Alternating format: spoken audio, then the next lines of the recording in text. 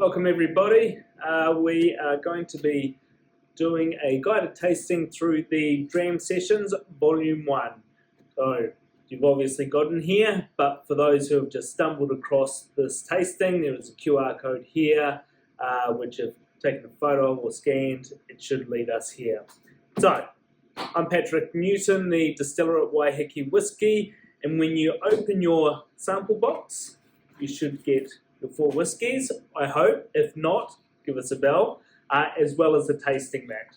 So if you open up your tasting mat, it will give you each of the whiskies we're going to try and gives a brief description of what you should be tasting, as well as some technical details there. So what sort of peat we use, the distillation process, how long the fermentation was, that sort of thing. So let's crack into it. So normally what I'd do is I'd lay the tasting mat out. If you're lucky enough to have 4 tasting glasses, that's great. You do not need to taste these out of blend cans. Taste them out of whatever cup or glass you have around you. Right, first one up is Fairlight. The Fairlight is an international blend of Scottish whiskey and Waiheke whiskey. So this was made when we had Alan Winchester come over and help us commission our stills. Alan is a master distiller who has been in the game for years and years and years. He's retired now, wonderful guy, but he came over, as I said, to commission the stills, and we had this idea that what would be quite fun is to blend international whiskies with Waiheke whiskey. So that came about from the name Fairlight. Fairlight is the name of the first commercial synthesizer that the public was able to buy. So instead of sampling music and putting it together to create something great, we decided that we're going to get whiskey from around the world, blend it with our own, and hopefully produce something great. I'm just going to pull these out as I go, simply because it's easier to do this while I'm talking. The next one we will try after that will be the Dyad Quartet, then Seris 2, and then finally Peat and Muscat. So these are all new whiskies. They haven't been in any of the previous sample packs. Hopefully you will enjoy them all. So it's one lightly, very, very lightly peated, 1 non-peated, and 2 peated in the set. Right, back to Fairlight. So, international blend of Scottish whiskey and Waiheke whiskey. We have popped a tiny amount of peated whiskey into this from Waiheke.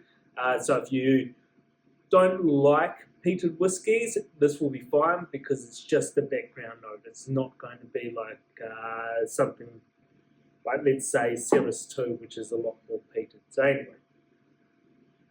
you should be smelling nice ripe fruit, pears, apple, a little bit of spice there, the very slight hint of smoke. This one's lovely and sweet. We were recently at an event over the weekend, and this was one of the favourite whiskies because it was light, youthful, very easy to drink, lovely spice coming through, sweet entry, and wonderful length. Just an all-round nice, everyday drinking dram.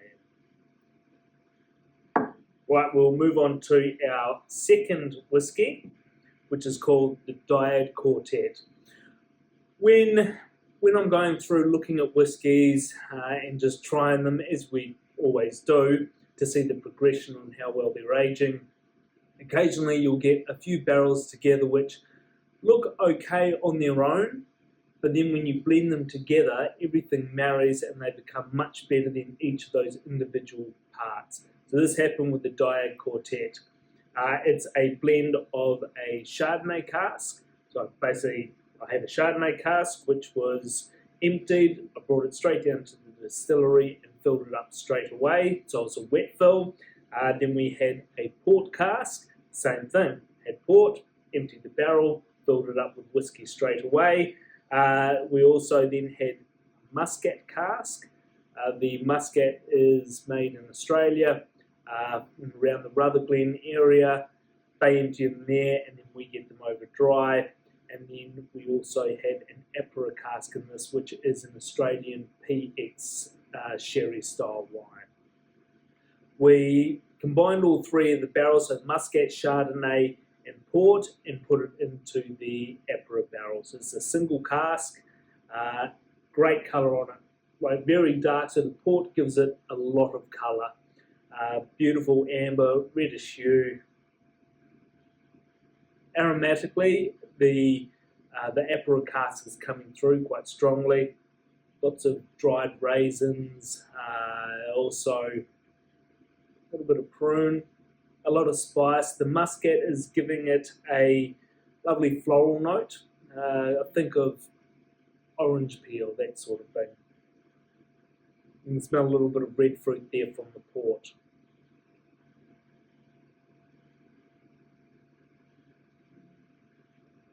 It's a lovely sweet entry, but then what I love about this whiskey is that the Chardonnay cask actually gives it a very oily mouthfeel, great textural component, but it also has a lot of spice coming through.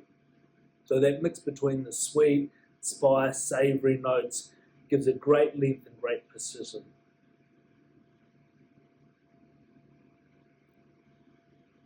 Lovely. So this whiskey, it does have quite a few different ages in it, but it's a 5-year-old. Right, now we are going to get into the Port. So Port is something that Waiheke Whiskey had focused on.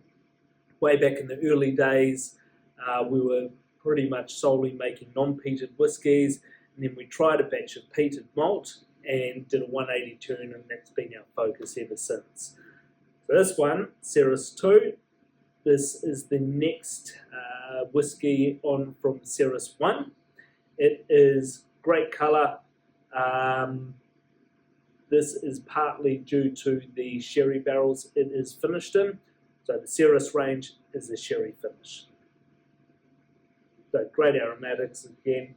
Actually today I'm getting a lot of salinity. So we are very close to the mangroves or the sea. It's about roughly, if I look down here I can see them, talking about 200 metres to the start of the estuary.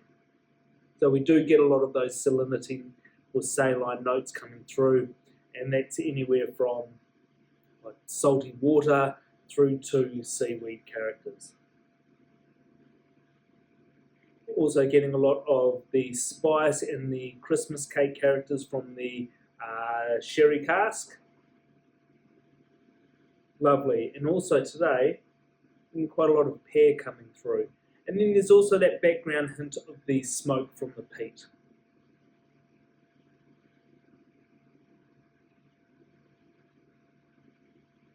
This is a lovely smooth whiskey. The peat's all coming through. It's got a lovely butterscotch caramel character on the palate. And then as time goes on, I'm starting to get all the fruit coming in. So more of those raisins, prunes, and a little bit of spice there, some cloves, but lovely. Great drinking. This is a 4-year-old whiskey this time.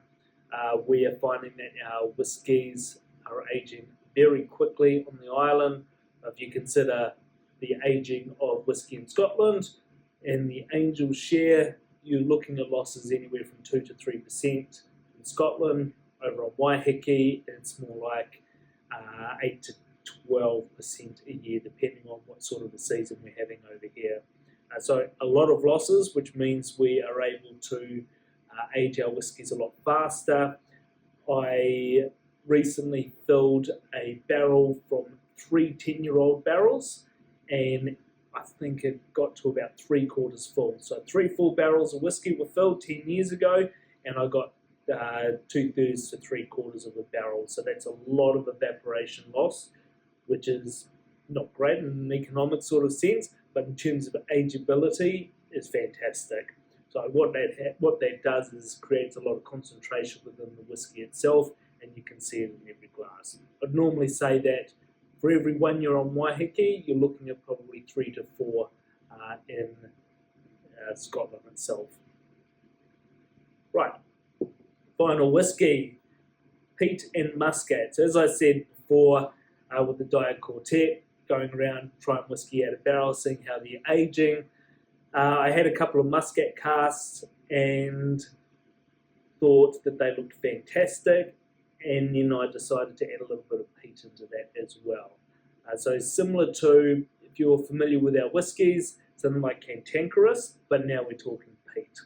So a little bit lighter in colour than Seris 2, but lovely golden colours. I'm getting a lot of salinity off this one as well, similar to the Seris 2. I'm putting that down to how close we are to the mangroves or the sea. That lovely sweet peat comes through. New Zealand peat is not as in your face as the Scottish peat, so we are using different kinds, although we talk about peat around the world, they are quite different depending on where you come from. So in New Zealand, our peat is made from flax, reeds, rushes, manuka and karnuka. So they fall down, get into an anaerobic environment, and over centuries or millennia, they'll slowly turn into peat. So our aromatics are slightly different, although we can generally say it's all peaty, but they are quite different. So our peat tends to be a little bit sweeter, less in your face, it's quite subdued on the nose. But that's certainly coming through strongly, mixed with those orange peel floral notes from the Muscat cask.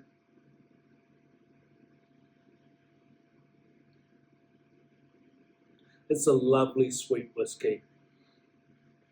The Muscat itself provided like great depth, complexity, lovely sweetness, lots of spice, floral notes, but then it comes in with that sweet peat that I was just talking about coming through on the palate. Gives it another layer of complexity, gives it body, gives it weight.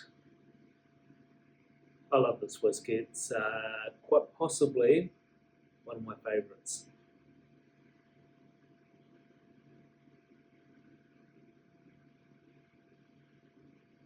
Definitely the length of it just keeps going and going and opens up. Every couple of seconds I'm starting to taste something new, which I think for me, what I'm looking for when I make these whiskies is to have that evolution in the palate. I don't want you to taste it and taste it pears and spice and caramel and then it's gone. I want you to keep it in your mouth, swallow it, and then just think about it and watch that flavour evolve into something different. So every couple of seconds I'm starting to taste something slightly different than I was before. It's a very quick overview of the whiskies. As I said, it does have a technical information on there in terms of alcohol. The two Dyads, they're both at 46%.